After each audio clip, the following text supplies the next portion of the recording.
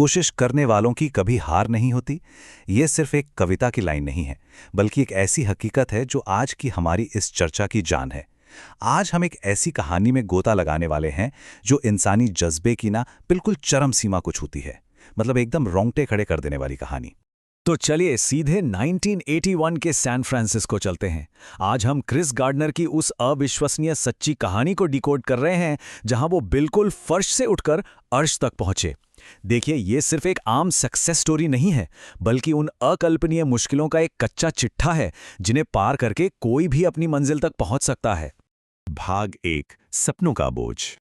अब देखिए, शुरुआत में क्रिस की दुनिया ना बहुत ही आम लेकिन एकदम दम घोटने वाली थी।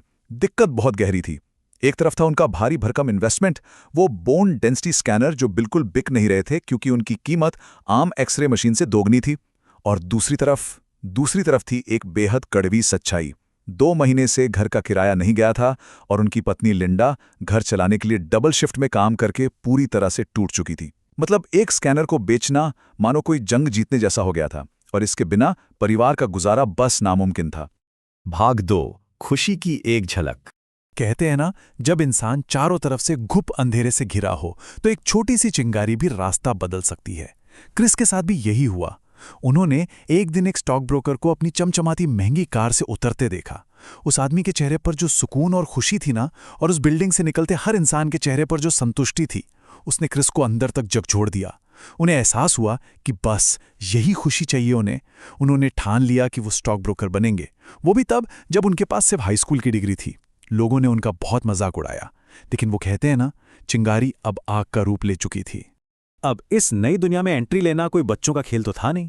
क्रिस ने एक मैनेजर को इम्प्रेस करने के लिए उसके साथ एक टैक्सी शेयर की, और रास्ते में पता है क्या किया? उन्होंने एक रूबिक क्यूब को बड़ी ही आसानी से सॉल्व कर दिया।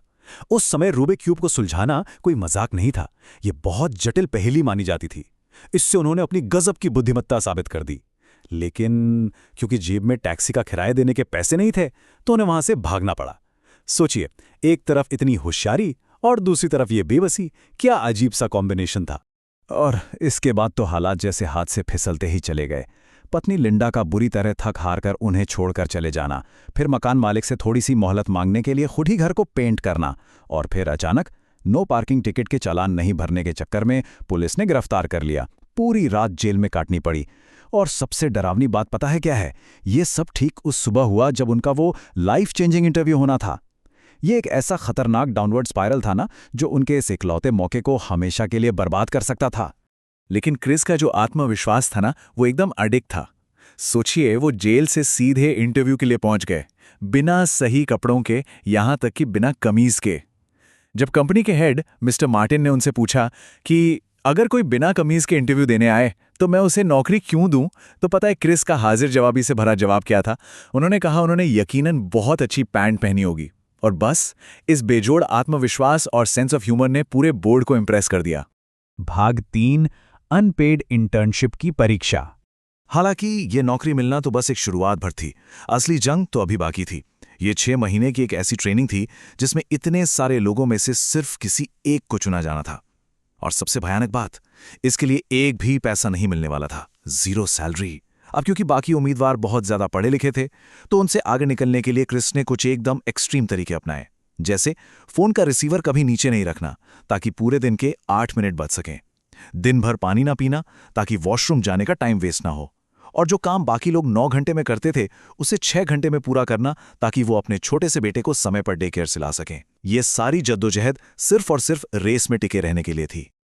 और तभी जिंदगी ने सबसे बड़ा और दर्दनाक झटका दिया। ये जो $0 की स्थिति होती है ना, ये कोई मामूली बात नहीं है। एक सुबह क्रिस को पता चला कि टैक्स नहीं भरने की वजह से इनकम टैक्स डिपार्टमेंट ने उनके बैंक अकाउंट से सारे के सारे पैसे काट लिए हैं। उनका जो भी थोड़ा बहुत सेफ्टी नेट था, वो पलक झपकते ही हवा हो गया। अब उनके पास, अगर सच कहूं तो शाब्दिक रूप से कुछ भी नहीं बचा था। भाग 4, जिंदगी का सबसे निचला स्तर। इस भयानक झटके के साथ ही हम इस कहानी के सबसे डार्क और डरावने चैप्टर में पहुंच जाते हैं।